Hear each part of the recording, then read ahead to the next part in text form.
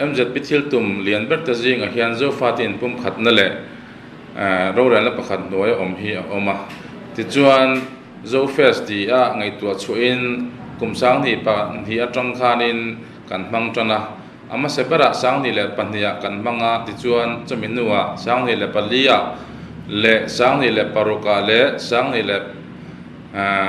pakua aizola kan manga ti chuan tripura dar choya sang ni le som pania kan mang le a tin chaminua half long asama kan mang le a tuna hianin zo khotara mang turin kanin puat cha meka hezo fes hianin zo fatela in thingai lo reng reng te in pum khatnan min phantira tin seminar mang ten tin thupui mang ten chu tiang chuanin in pona thatak nein zai ho no hun te kan manga mun sang sang atangin zai thiam te chibil sang sang atangin zai thiam te local khoma tin chief guest te kan nei thina chu tiang chuanin hun thatak tak te kan lo mang thina namin u nam na konga he hun hi kan lok pui le a tin chu baka zo fat hian trong chi sang sang kan naya chibil trong chi sang sang kan nei te hi in musit ton mai lawin heng te hi kan zo trong te ho sa tu ni thei sela trong awanga unaw kan ni lawa thisana wanga unaw kan ni ti hi kan hriat apoi mo le ni kan khovel hung sang sanga kan chenga thendar kan nia dureng wang ni lawin chu wang chuanin ram sanga om ma illa ramin ri anaya nam ero chuan ri anei lo ti hi kan hriat apoi mo le bokani zo fesi min hlut pui vek turin in zawain ka so ma chu ka lome zo na thak unaw zong zong te chi bai vek ule he music video kan siam than chu mi zo zir lai pol MZP chuan mun sang sanga om kan unaw te nen ril rumun khat thin lung mun khat kan put theina te unaw kan ni zia le ro rel na pakat hoya kan om theinan seminar le thujiak mangtein ma kan lo la thina tha le zung sum le pai tam tak te seng toin tunlai thalai te khovela remoi thil ati thei zia shein ma son na zaw zo ka lo nei theinan le an thin lunga benga thu alo soi theinan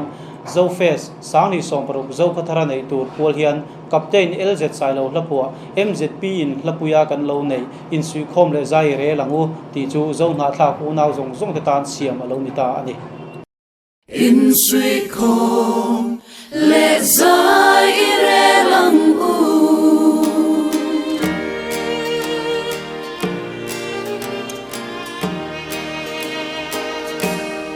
unaw te u indam tlang alomo rinom na ti bay indong thayen tin lung chung khát sâu rong che về là mi te in suy khom lệ dài re lăng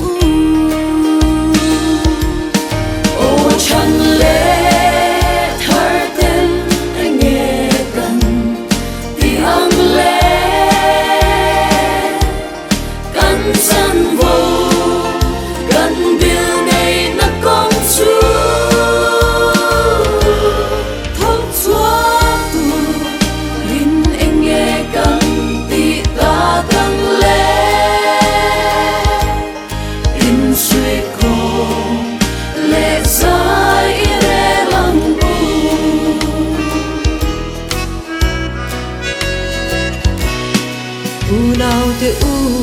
handom non le te u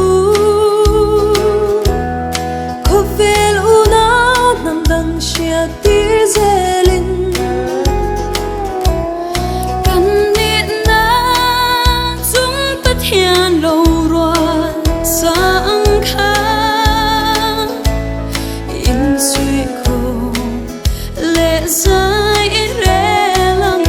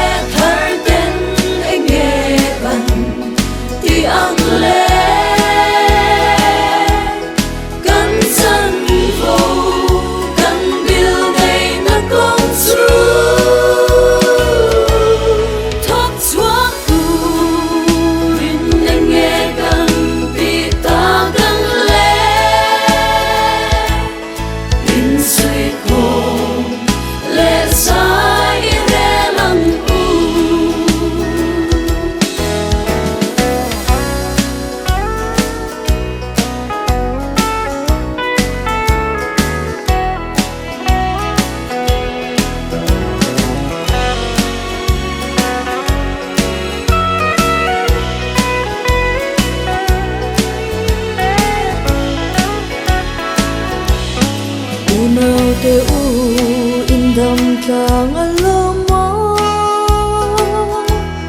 rinom na chi bay in bukang le xin lung chung khát dấu pha cần ni sharing ni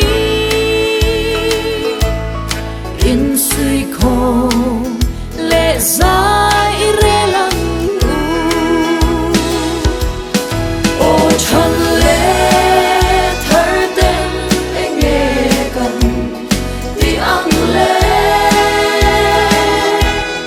cần chân vô cần điều này nó con chú thóc thoát tu rin anh nghe cần đi ta cần lệ in suy khổ lệ dài re lăng